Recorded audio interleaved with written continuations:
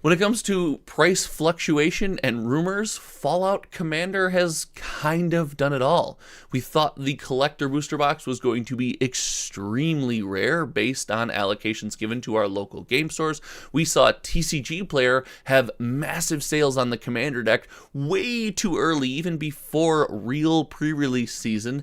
And we have seen Amazon fluctuate its price from anywhere to $450 all the way down to like $350. So with everything going on, it's time to evaluate this product. We're going to look at the collector booster box and ask, is it time for this product to tank, and will it just keep tanking? And we're even going to look at the Commander decks and say, hey, what do we think is going to happen with what otherwise would be a really good product?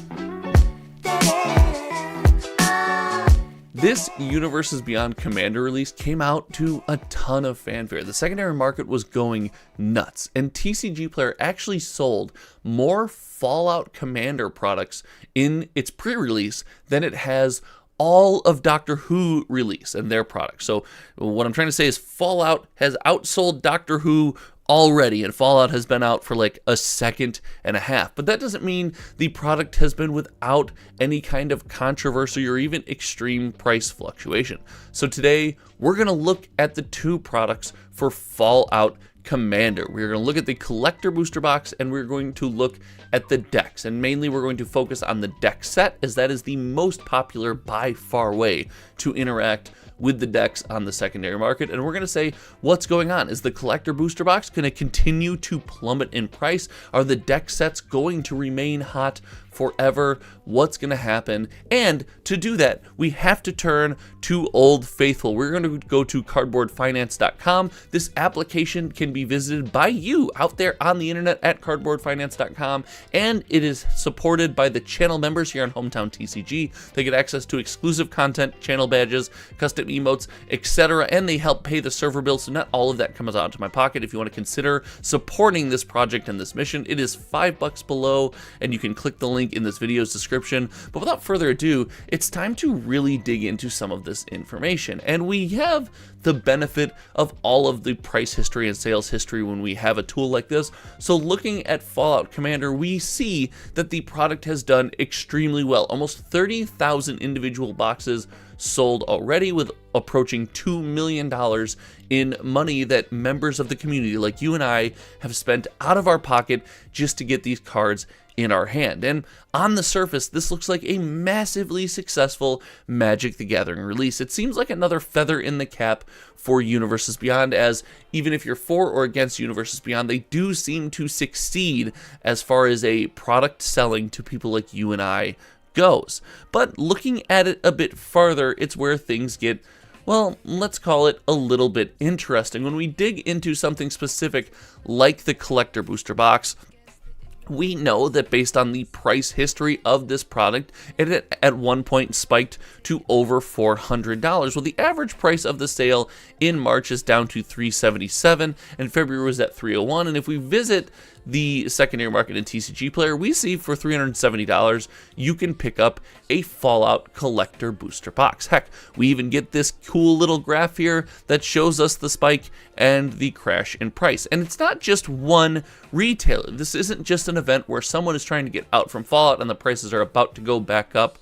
It does seem like we, the players, have maybe gotten our fill of this product, or we have at least decided we're not willing to spend that much money on Fallout when it comes to, the $400 price point. Now, looking into this a bit deeper, the price is all over the place, and this is what kind of spurred me to make this video. We see prices as high as $364, $370, and all the way down to $332. This product is swinging wildly all over the place, and it's insane to see this much fluctuation this early in the life cycle of what would have been one of the most popular collector boosters probably of the year. But we have to remember when it comes to the collector booster that this is kind of a weird product.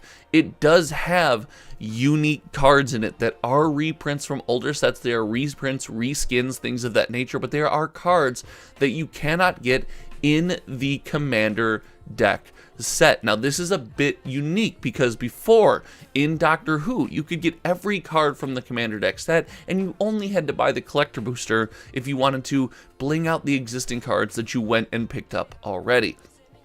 So we see that happening with the Fallout Commander deck, and frankly I expect to see this price continue to come down. Now none of this is financial advice.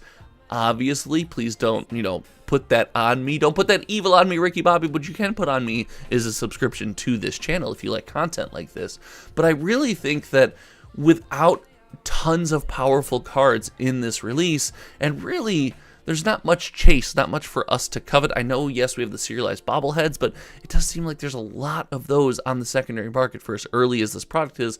I think we see some more price correction in the short term for this product. Now, the test comes with, what do we ask, is this product actually highly limited? Are we going to see more of these sales on Amazon for about what the market price is right now, maybe even lower? All of that could throw a giant wrench into the plan, but it's going to be fun to watch this one as we go. Now, the next and probably most interesting product from this release is the Commander deck set. And I want to say this because I believe this is important. These Commander deck sets from Universes Beyond releases are incredible products. The only problem I have with this one is that you can't get every single card from the set in the deck sets. And I know the cards you can't get are reprints, so that's okay. There's nothing like brand new, functionally unique that you don't have access to. But the ability to have Universes Beyond at its best, open up the boxes, play in the world of the IP that you're playing in that ecosystem, in that bubble. I love that. The out-of-the-box play experience for things like this has notoriously been extremely good, and Fallout looks to be no exception. But when it comes to purchasing this product, we have had a lot of, let's say, feelings about it as based on how we spend our money, the Magic the Gathering community. And you can see that this is a wildly popular product. This is videos being recorded on the morning of the 12th before I go to work, and we're already seeing a bunch of sales for the Commander deck set. These are sales that the person logs on and buys all four. This is not accounting for sales of the individual decks. And going back to something like, our Cardboard Finance, where we can track the history of this product and all of its sales, we see the Commander deck set is wildly, by far and away, the most popular product for this release. So the Commander deck set, extremely popular. I think it's a great product. However, we must remember the history. Remember where we've been if we want to know where we're going. Wizards of the Coast is not shy about printing these.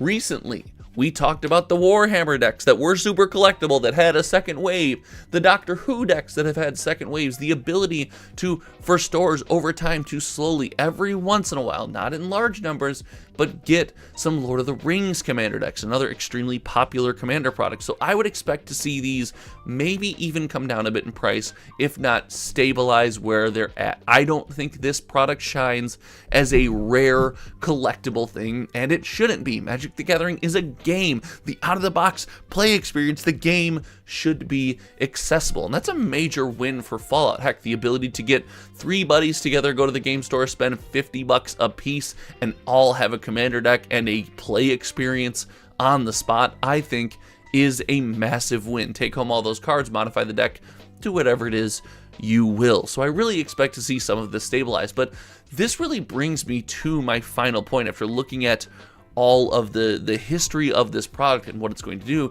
and that is that there's so much unknown with Universes Beyond and Commander releases like this that it's always hard to tell, and it does always represent a risk when we, Magic fans, spend our money on things like this. I mean, heck, think about it.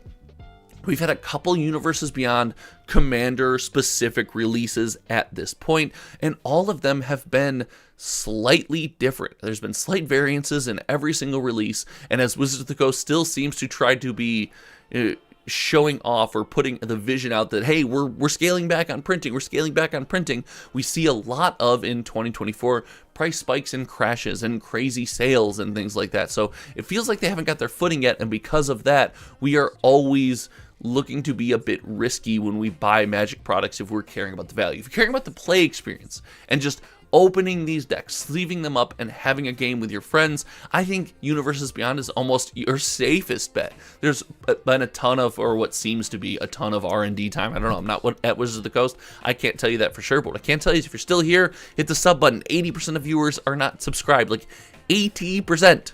Hit the sub button, please. So, sorry, I looked at that metric the other day. That blew my mind. 80% is a lot. So I really think this out-of-the-box play experience, and again, R&D and Magic the Gathering's development team does a good job and seems to put a lot of care and effort into this, and so I think it makes for a great experience. I am curious as to what you guys think of the value of this product. With an affordable entry point such as the deck and a more expensive chase item, we'll call it, we won't call it a premium, we'll call it expensive chase item like the collector box. Do you guys think this is a healthy ecosystem? Do you like this model? Or do you think Fallout Commander is just a bad model? It's not for you, and tell me what you don't like about it. I'd love to hear from you in the comment section below. If you've never shared a hometown TCG video, there's never been a better time than right now. Click that share button. Thank you so much for hanging out. Until next time, you all know me. My name is Josh, and we will see you around. All right, goodbye.